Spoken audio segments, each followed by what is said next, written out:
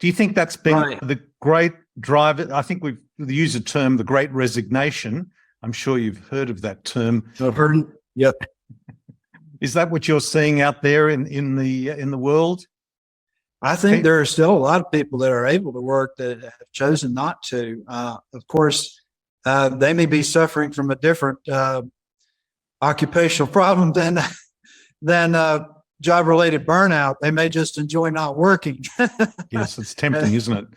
At all. But it's interesting. A lot of entrepreneurs became entrepreneurs because they got burned out at their job. They just couldn't take it anymore. And they thought, is this why I'm working so hard? Is this all there is? And they went off and developed their side business and have done well with it.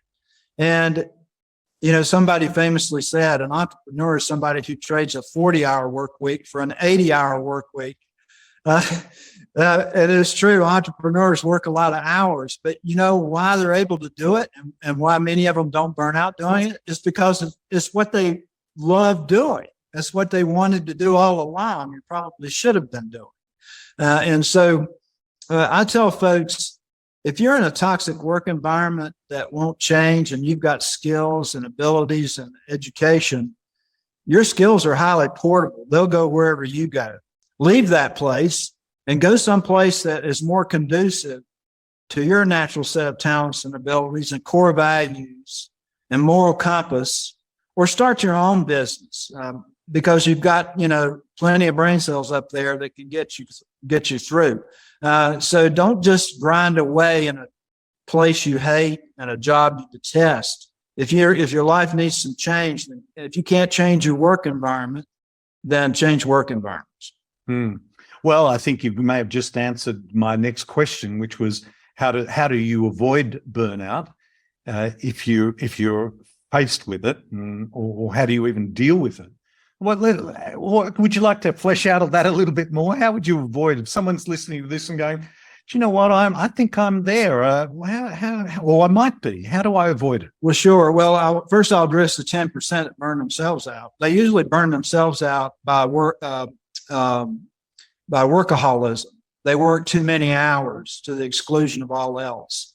And what's ironic is they might like what they're doing so much. That's why they work so much. But over time, if you don't live a life in balance, it can burn you out. And so try to avoid workaholism. Try to have a life in balance where there are other things that you're interested in, other things that you do. You spend time with your family and friends. You explore and out, this big old world we got out there and have some fun. Just don't work all the time. Another way people burn themselves out is developing an addiction. If you're addicted, you will never reach your full potential, ever. And so that's one way a lot of people burn themselves out. Or they'll have a bad social life or an endless string of toxic relationships that kind of slop over into their work, where they're always calling in, and it just makes life difficult for them. So you want to avoid those things. So that's how people burn themselves out. Now, as to the work environment, 90% of burnout is caused by the work environment.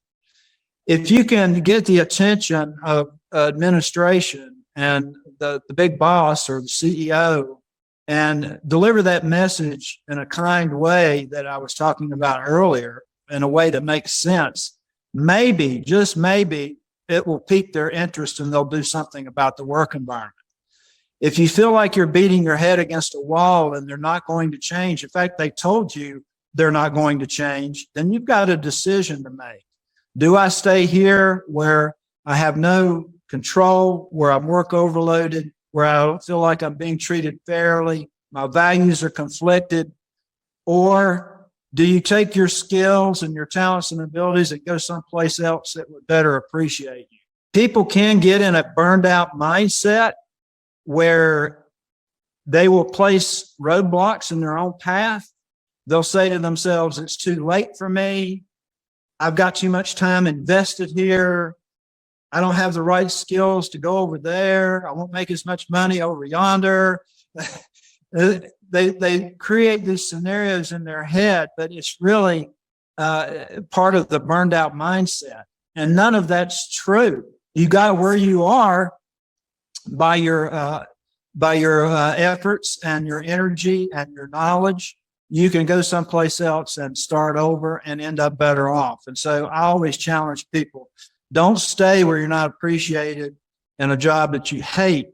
Look around. Now, I don't suggest that people leave, A until they have a plan B. You got to get your resume punched up and you've got to start looking around and put out some feelers. But you can do all of that and prepare to launch and find a better work environment that's not toxic. I think that encouragement to engage with management in a very caring, calm way is a really important point there to not just assume, but to actually approach it in that very calm and proactive and positive way. It's the way you frame a question or a statement that makes such a big difference, doesn't it? Sure. And again, everybody's in the same boat.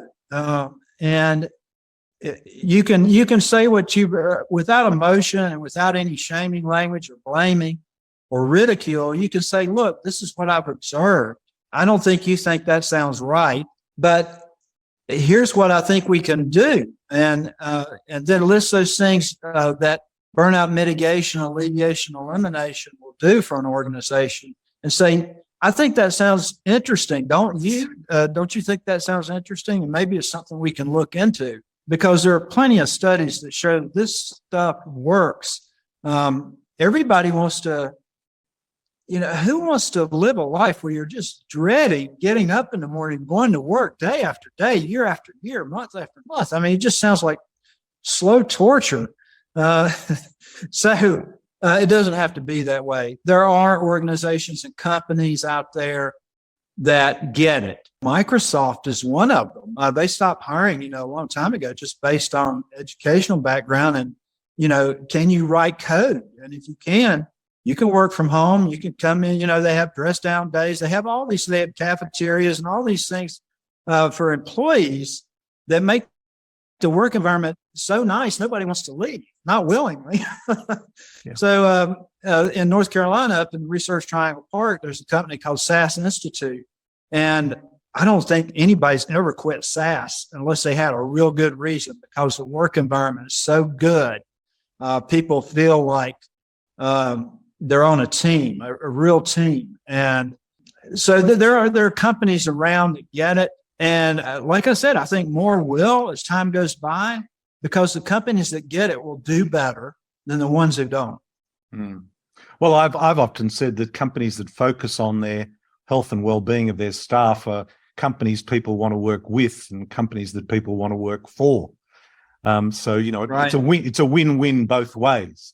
Well, everybody wants to focus on the bottom line. I hear this, we got a bottom line we got to focus on. And I say your employees are your bottom. Yeah. And this is the whole idea about return on investment. This is such a great return on investment, isn't it? The focus on health and well-being of the team.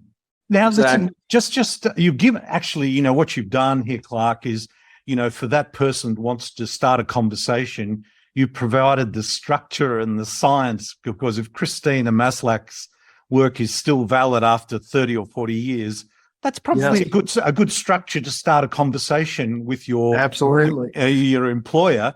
I want to ask you a final question, taking a step back from your role as a doctor, as a Dr. Burnout, focused on burnout, because we're all on a health journey in this modern world. What do you think the biggest challenge is for us as individuals on that health journey? Self-care. People don't take care of themselves like they should. And they know, and they secretly know this consciously. It's not a subconscious thing either. They know they need to get off the sofa and go for a walk. They know they need to drop some pounds. More than 50% of the chronic illnesses we deal with would go away if people took better care of themselves.